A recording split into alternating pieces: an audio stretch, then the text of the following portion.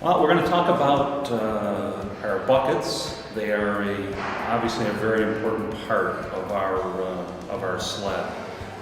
The bucket really should be fit to the player. They should fit like a glove. They should fit like a skate. So it's very important for the player to feel comfortable, not be too loose in the bucket. That allows them to move around, and the stability of the sled is compromised by them being loose, and so we like to have them fit very well in the sled. The bucket itself obviously depends on the player, also the disability. For many of our players, this type of bucket works very well. They fit in, it comes up to their hips. The nice thing about these buckets is we can trim them, and a lot of our players do trim these buckets to their likeness. Some of our players have hip flexibility, so you may want to trim a little more off so that they have the movement of the hips in the bucket to be able to move a little bit more with their hips and allow them to use their hips. Some of our players don't have that hip flexibility and need a little more support, so they'll be a little bit higher, and you won't have to trim so much. But each individual player can trim those buckets as to their liking and their comfort.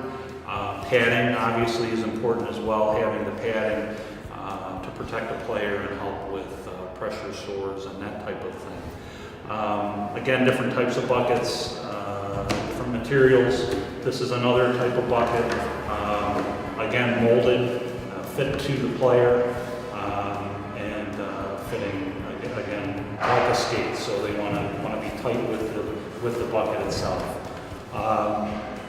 Different straps. I know we've talked about straps already. As a player has more a higher level of a disability, we also have sleds or buckets that we have that have a higher back.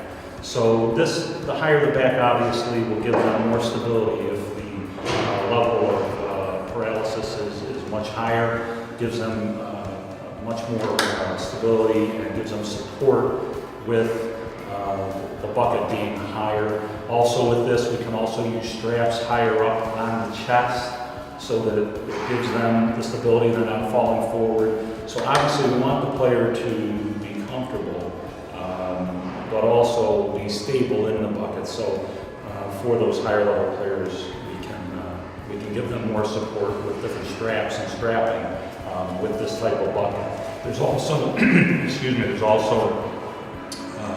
we have things that will actually come over top of the middle of the body, so that things are, you're protected that way. So we have those.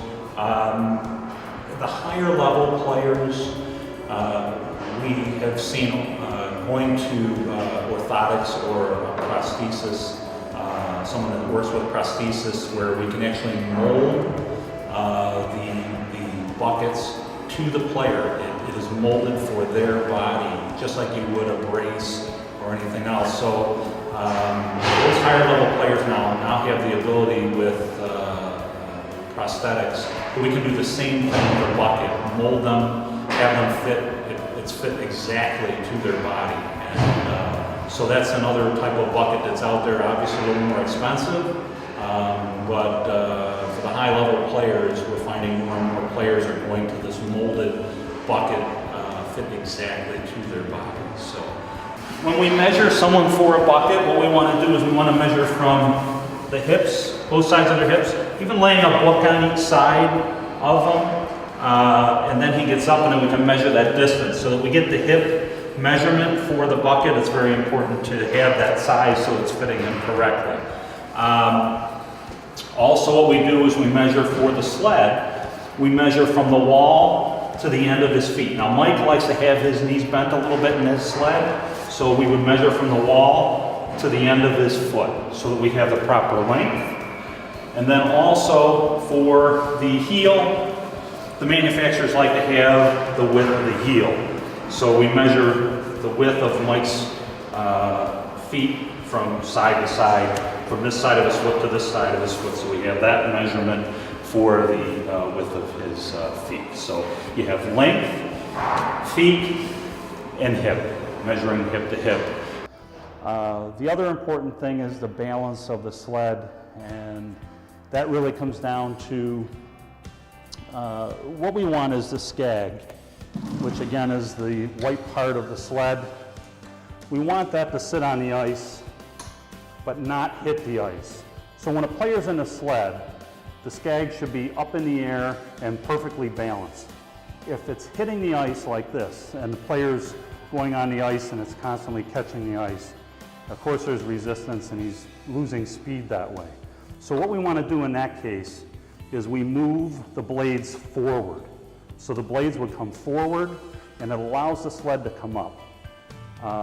If we go too far, the sled will tilt backwards. And if you're seeing that where a player, an athlete's constantly tilting backwards, then the blades are too far forward. They have to go back.